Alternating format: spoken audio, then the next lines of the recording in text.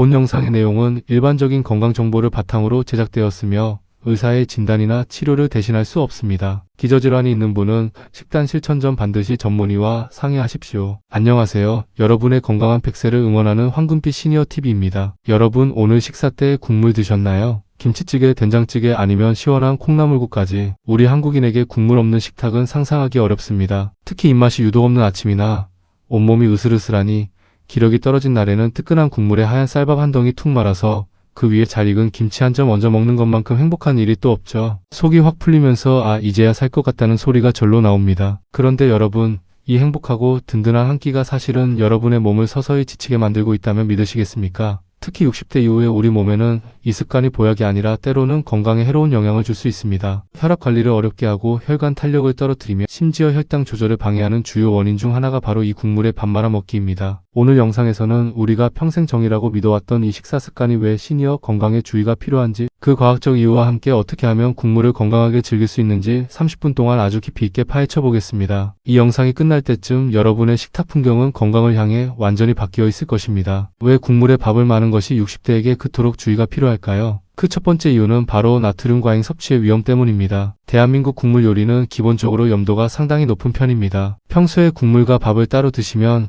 우리는 국물보다 건더기를 주로 먹게 되고 국물은 남기게 됩니다. 하지만 밥을 마는 순간 상황은 역전됩니다. 밥알 사이사이에 국물이 스며들면서 우리는 그 그릇에 담긴 많은 양의 염분을 단 한 방울도 남기지 않고 다 마시게 되는 것이죠. 문제는 60대의 신장 건강입니다. 우리 몸의 필터인 신장은 나이가 들수록 기능이 서서히 변화합니다. 젊을 때는 짠 음식을 먹어도 소변으로 비교적 원활하게 배출하지만 60대 이후에 신장은 나트륨 배출 능력이 예전 같지 않을 수 있습니다. 배출되지 못한 나트륨은 혈액 속에서 물을 끌어당기고 혈액량이 늘어나면서 혈관벽에 가해지는 압력을 높입니다. 이것이 바로 혈압 관리의 어려움을 초래하며 노화된 혈관에 지속적인 부담을 주는 위험 요인이 됩니다. 두 번째 이유는 더욱 중요합니다. 바로 씹는 과정의 실종입니다. 여러분 국에 밥을 말면 평소보다 얼마나 더 빨리 드시는지 생각해 보셨나요? 밥알이 국물에 불어 부드러워지니 우리는 대충 한두 번 씹고는 꿀꺽 삼켜버리곤 합니다. 소화의 첫 단추는 입안에서 침 속의 소화효소와 음식물이 충분히 섞이는 것입니다. 하지만 밥을 말아 먹으면 이 소중한 과정이 생략되기 쉽습니다. 충분히 씹지 않고 넘어간 탄수화물은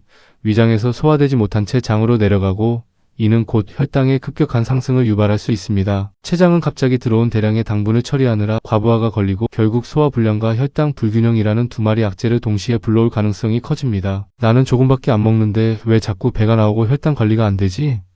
하시는 분들 지금 바로 여러분의 국그릇을 확인해 보셔야 합니다. 그렇다면 평생 먹어온 국물을 하루아침에 끊어야 할까요? 아니요, 그럴 수는 없습니다. 대신 우리는 똑똑한 식사법을 익혀야 합니다. 이제부터 여러분의 건강을 지켜줄 따로국밥 법칙 3가지를 제안합니다. 첫째, 국그릇의 크기부터 당장 줄여보십시오. 식당에서 주는 커다란 대접 대신 집에서 가장 작은 찻잔이나 소박한 종지 그릇에 국을 담으십시오. 그릇이 작아지면 시각적으로 만족감을 주면서도 실제 섭취하는 국물의 양을 획기적으로 줄일 수 있습니다. 이것이 혈관 건강을 지키는 가장 쉬우면서도 중요한 첫 번째 단계입니다. 둘째, 숟가락 대신 젓가락을 주로 사용하여 식사하십시오. 국물 요리를 드실 때 숟가락을 내려놓고 젓가락만 사용해 보세요. 자연스럽게 국물 속에 담긴 건더기인 채소와 고기, 두부 위주로 드시게 됩니다. 국물은 젓가락으로 먹기 어려우니까요. 국물은 맛을 보는 정도로만 최소화하십시오. 밥을 국에 적시는 것이 아니라 건더기를 밥 위에 올려 드시는 습관이 여러분의 활기찬 노후를 돕습니다. 셋째, 육수를 내는 방식에 변화를 주십시오. 이제 소금이나 간장에만 의존하던 시대는 지났습니다. 다시마, 멸치, 건표고버섯, 그리고 물을 충분히 넣어 천연의 감칠맛을 극대화하십시오. 이러한 천연 재료에서 나오는 깊은 맛은